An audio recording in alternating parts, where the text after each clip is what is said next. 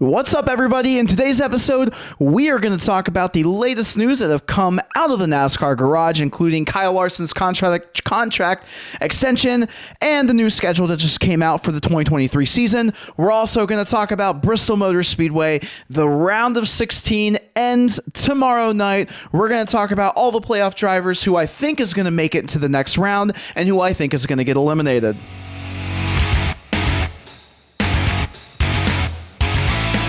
What's up, everybody? NASCAR Nolan here. Thank you so much for watching. I just want to say that real quick. I know we've got lots to talk about here, but over the past couple of weeks, we've seen like 17 subscribers, which again, small number. Awesome to see the growth. So if you guys like this type of content, if you guys like my content, make sure to hit that subscribe button, hit the like button, comment, all that fun stuff. But let's get to the real stuff that you guys want to hear about. And it's going to be Bristol Motor Speedway, the round of 16, and NASCAR. All right? So before we dive into Bristol, let's talk about the schedule that just came out.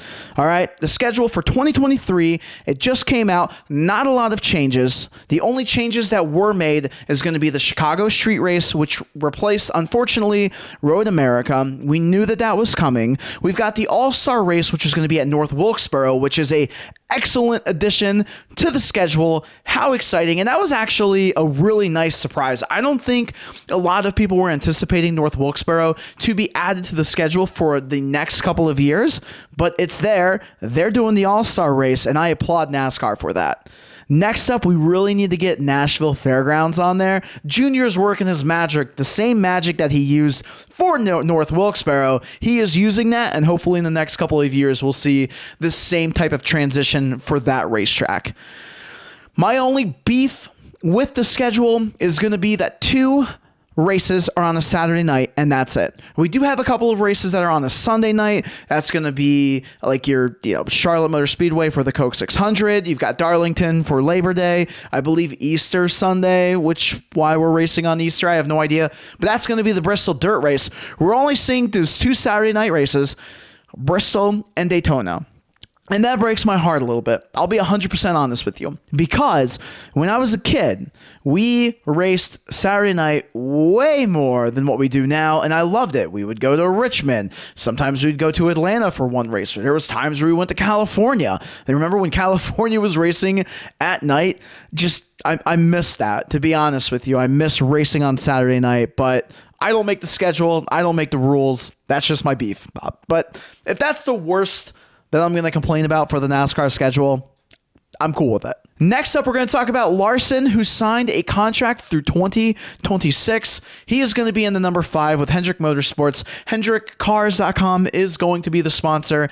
That is great news for Larson fans. They are able to keep their 5 gear. Unfortunately, Kyle Busch fans are not able to keep their 18 gear as he is moving on to RCR, as we already talked about. But I was just trying to make a joke there because Kyle Larson fans, you guys can keep your gear. Kyle Busch, I guess if you want to keep your gear, you can, but there's new gear coming up next year.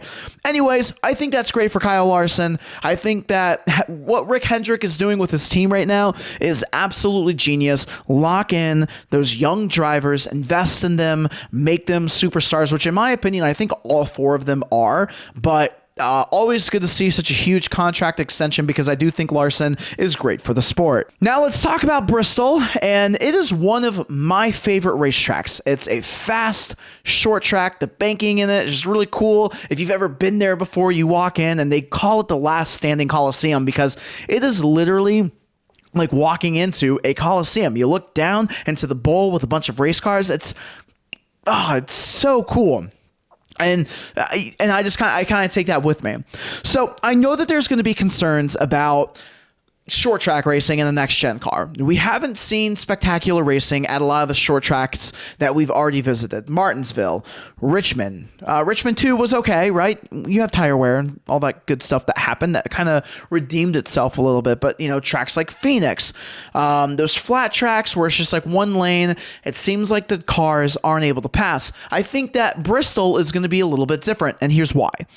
We have a high lane, you have a low lane. You're going to have the low lane that's going to start the race off. Everybody's going to take the low lane. But as the race progresses and the PJ1, which is that basically that grip strip that they put down on the bottom part of the turns, As that wears off, you're going to find guys going to the outside line and the inside line as well. It just depends on where your car is handling. So I think that because of that, because there's going to be multiple lanes, it seems that the next gen car handles multiple lanes very, very well. That's why we see it on the cookie cutter racetracks like Las Vegas or Kansas. Those types of racetracks, and Charlotte as well, they are great racetracks for the next gen car because there's multiple lanes. There's, not just a bunch of follow the leader type of racing, and the next gen car seems to flourish in that. Another note about Bristol and the next gen car, on the radio, it sounded like some drivers were asking if drivers were shifting, but a lot of people said no. I think that that's something that we also need to take into consideration, because when you're shifting at like a Martinsville or Richmond, we're going to go back to those, right? Martinsville, Richmond, you shift for some reason, just the motion of shifting and how the engines wind up or wound up or whatever you want to call it. Whenever that happens, it affects the cars and their ability to pass. We're not seeing shifting at Bristol, so in my opinion, that is great news. Now we're going to talk about the playoff drivers, what everybody should look for during the race. Just kind of pay attention to what everybody's scenarios is. I'm going to kind of break this down for you guys, especially for some of my new viewers who are just trying to get into the sport. Let's get some name familiarity out there, where people are out in points, what they need to do. Not everybody needs to go out and win the race, but some drivers need to collect stage points to save their playoff hopes. So we're going to go ahead and we're going to dive into it. Guys, you're going to see that there are 4 drivers that are currently out of the playoffs, and that is going to be Kevin Harvick. All right, you've got Chase Briscoe, Austin Dillon, and Kyle Busch.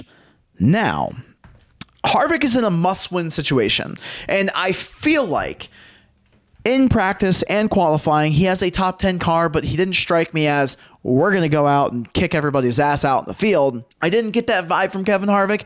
Who knows? It could happen tomorrow, but I'm getting a consistent Kevin Harvick, but not like, just like I said, not like a rambunctious, we have a really fast car. Kevin Harvick's going to be a must-win situation, and I'm 50-50 on whether or not he can do it, to be 100% honest with you. Chase Briscoe is going to be minus 9 points out, but Chase Briscoe is starting in the second position at Bristol, which puts him in a very, very ideal situation going into this race.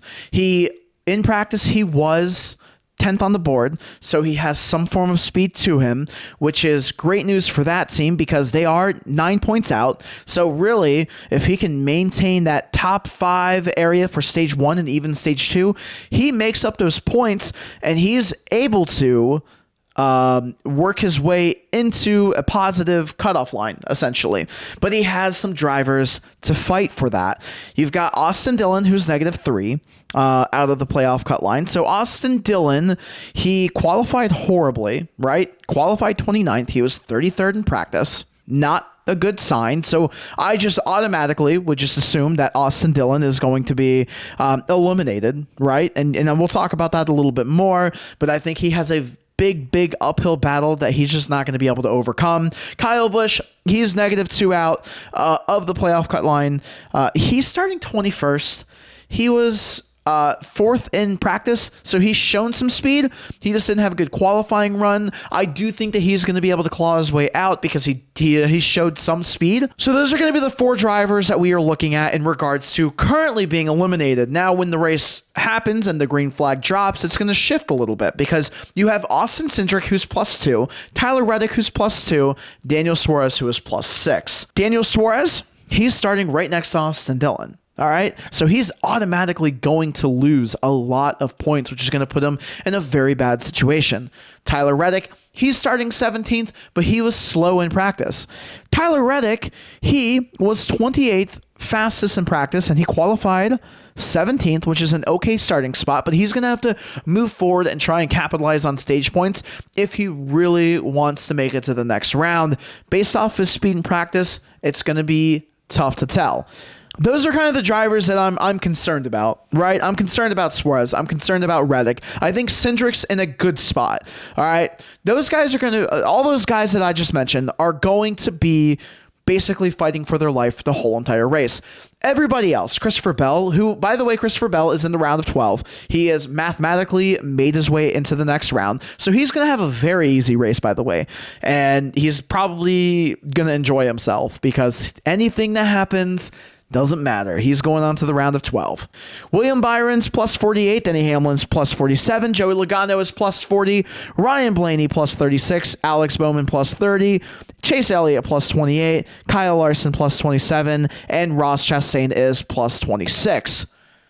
Those guys should just try and collect as many stage points and then just finish in the top 15, and they should be all set. If any of those guys that I just mentioned before, especially Alex Bowman, Chase Elliott, Kyle Larson, Ross Chastain, if any of those guys have any issues in the first stage, or if they don't collect any stage points during any of the race tomorrow, and they have some form of a wreck or some form of a mechanical issue, they are going to be in trouble, especially if guys like Kyle Busch is able to make his way up toward the front of the pack. If Chase Briscoe is able to maintain his second place position that he is starting in, if he's able to maintain being up front, there are guys who are bringing fast cars and I believe are going to be able to work their way up. So I think that everybody that I just mentioned, they have fast cars too, but you don't want something freaky to happen and then all of a sudden you're eliminated because you didn't collect stage points in the first two stages. Now we just broke down all the playoff drivers. I know that's a lot of information. I'm going to try and use as many graphics as I can to kind of help you guys visualize it, because me trying to talk through it, I can kind of get how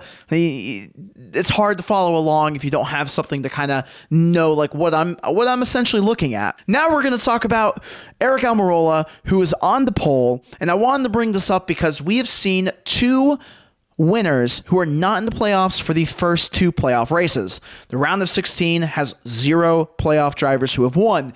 Is that going to continue in Bristol? I'm not 100% sure if it is. I'll be honest with you. I think that the Toyotas for Joe Gibbs Racing, they're looking really strong. And then the Stewart-Haas Racing cars, especially Chase Briscoe and Kevin Harvick, looks like a top 10 car.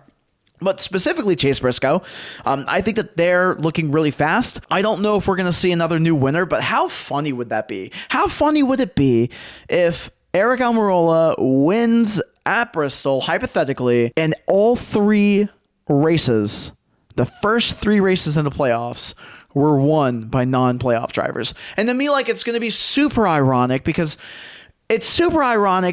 we literally spent all the season, most of the season talking about drivers like Eric Jones, like Bubba Wallace, like Aric Almirola, and like, oh man, like, the only way that these guys can go into the playoffs is if they win a road course, or if they win a super speedway race, or if they win Atlanta, or, silly stuff like that. And then here they are winning races at tracks that we would expect these elite teams, and these guys are all part of elite teams, let's be real here, but like the front runners, like the Chase Elliott's, the Denny Hamlins, the Kyle Larsons of the world, we were expecting those guys to win, not Eric Jones, Bubba Wallace, and then now Aric Almirola on the pole. He hasn't won the race officially, but it's funny, it's ironic to me, and I just wanted to share my thoughts on that. Now I'm going to choose who I think is going to win tomorrow night's race. I think Christopher Bell is going to be your winner. He had a nice qualifying run. He had speed in practice, and he has nothing to lose.